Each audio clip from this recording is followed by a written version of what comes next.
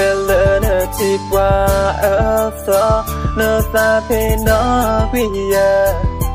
đòn nợ ta sẽ quý để ya giờ từng ba ye đã nợ ta thơ pa mê nợ số mong đi lệ giờ ta hin lo giờ ta lỡ giờ hin na kể lỡ nợ pa nè đi ta lo quen nữa gọi giờ em đã lỡ giờ ta từng mình lỡ nó cà phê nhà thế nào từ gan nỡ mi qua lỡ giờ lo ba ở đủ cơ tơ lỡ giờ ta ôm ở bờ mà mưa kia nè giờ ta vì ta su pa thế ya ta về nào mà khó giờ ta trở về đâu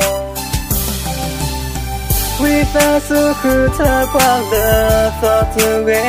đâu giờ em đã lỡ giờ ta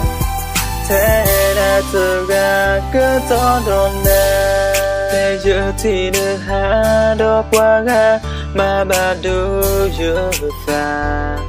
giờ tôi đã trở nên bà qua lời cầm ba mươi yo sa mi cơ ô về đi à ta hai kinh nè sự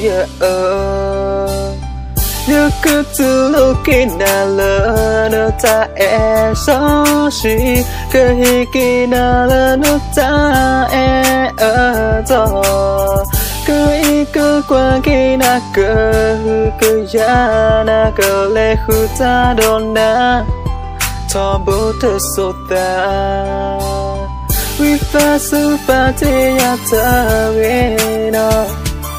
mà phó yơ ta trở về nó